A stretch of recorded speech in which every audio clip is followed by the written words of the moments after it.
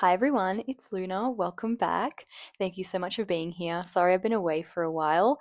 I will be doing my January wrap up soon and February TBR, but I thought I might do a different video today. Just throw something in for fun. So, in this video, I wanted to talk about my DNFs of 2025 and why I DNF'd them.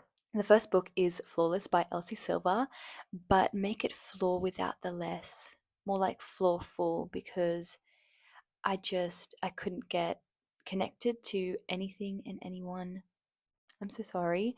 I tried my cowboy romance era back when it was, very popular, and I just couldn't really get invested in the setting. I don't know, I just don't like when worlds are normal human worlds.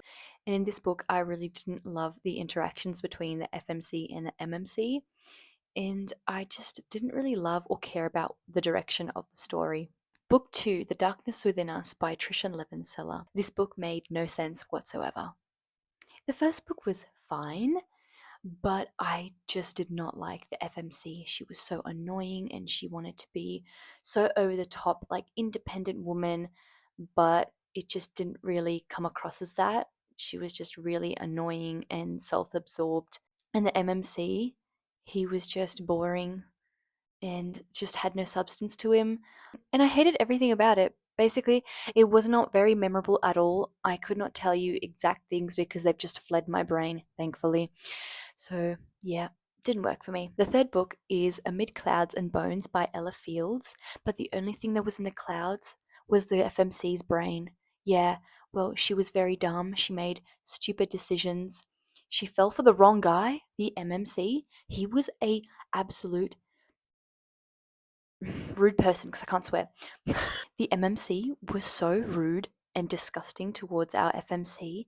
This was a bully romance. Nowhere was it stated that it was a bully romance, so I'm just warning everyone out there, if you don't like that trope, don't read this book because I didn't know what I was getting myself into. And he really bullied her to the point where I thought he was just gonna, off her. He was gonna kill her.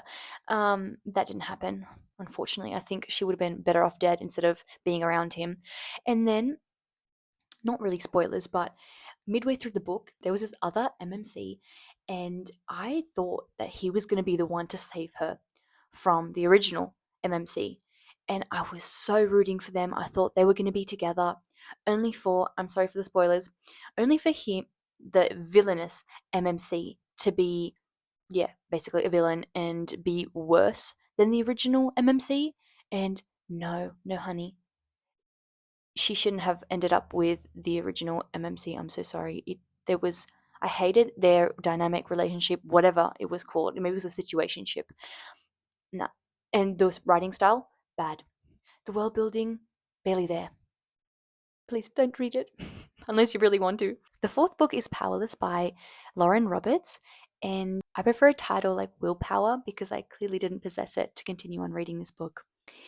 I know I didn't get too far in, but it was a drag. I was listening to the audiobook and I couldn't deal with the narrators for the MMC. Oh my goodness. Every single time he said, "Oh, darling," I just wanted to shoot him.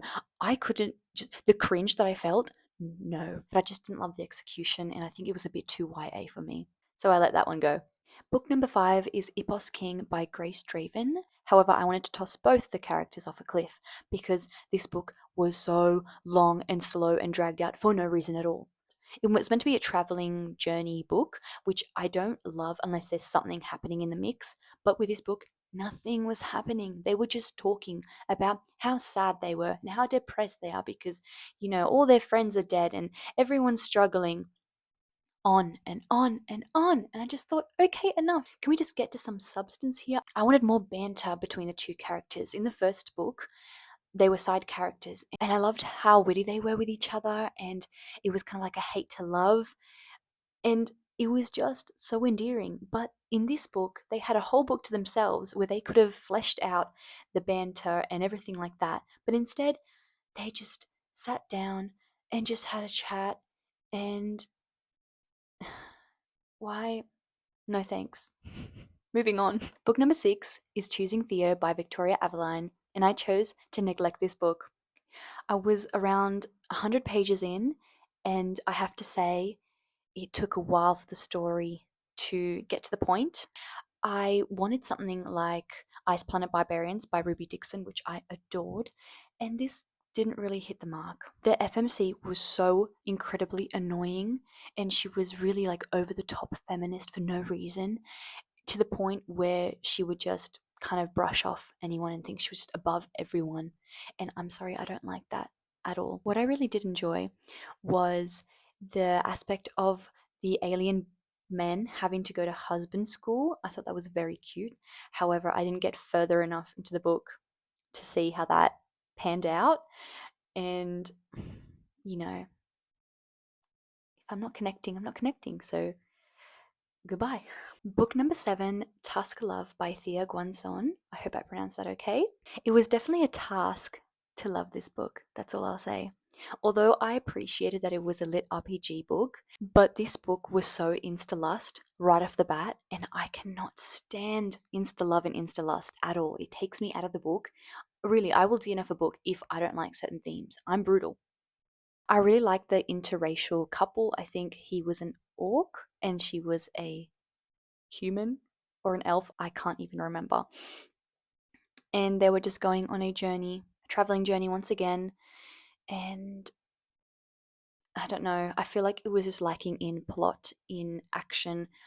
There wasn't really anything gripping me. So, book number 8, Entreat Me by Grace Draven. I have a love hate relationship with retellings. I think when they're done right and you put a really unique spin on it, that's fantastic. That'll get me engaged. However, if you're just rejumbling a fairy tale and you're not putting anything new or exciting in there, I'm going to know what's going to happen in the end because I've seen the Beauty and the Beast cartoon and this book is a retelling on it. And about the halfway mark, I said, what's new? Nothing. What's fun? No one. Enough is enough. I'm a ruthless critic. Book number 9 was A Song to Drown Rivers by Anne Liang, and I wish the song drowned me. When a book says it's fantasy romance, I have high expectations that it's going to have fantasy and romance, but this book was not it. It had a little bit of romance and it had no fantasy whatsoever. It was more of a historical romance, but it was not done well, in my opinion.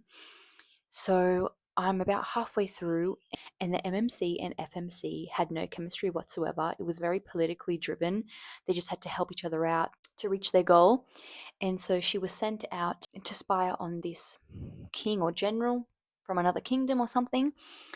And she was forced to be a concubine for him. And in the whole year that the MMC and FMC were apart, yeah, you heard that right, she had no activities with the king. And you expect me to believe that? Okay, ha ha ha. There were some plot points that were very unrealistic, I guess. And I just didn't care enough to continue on because the characters were not even together for the majority of the book. Book number 10 was How Does It Feel by Janine O'Reilly. It was painfully sickening to endure. This book was a mess. I had no idea what was going on for half of the book. And when I did have a clue what was happening, it was just in my face, but in the most sexualized and weird way imaginable. The beginning was interesting. She fell into a magical world and was bullied by this Fae king, which was okay. It was borderline humorous. It was not too mean. And then it kind of just went downhill from there. Her interactions with certain creatures and people were very strange and made me a little sick inside. Once again, it was boring, okay? I'm just going to say it. And I didn't care to see the end, so what I did was look up online what happened in the end. And to be honest, there was no shocked wow reaction from me when I read their summary of the ending. In the final book, number 11, A Light So Blinding by Emma Ham, unfortunately, the light wasn't blinding enough to bleach my eyes. Because what was that second book?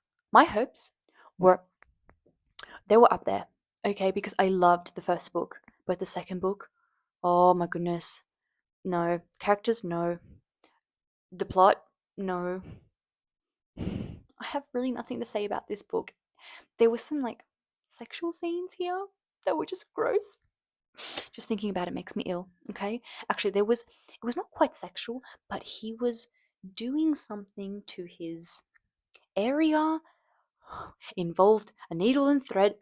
That's all I'll say. That's all you need to know because it was so unnecessary. Like, why? Why add these scenes when they bring nothing to the book besides me feeling a little bit sick inside? So, those were the 11 books that I DNF'd in 2025.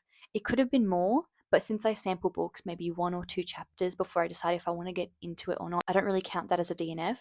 So, yeah, I hope you enjoyed this video. Thank you so much for being here with me. And if you have any books you DNF'd in 2025, I'm more than happy to chat in the comments with you. See you next time.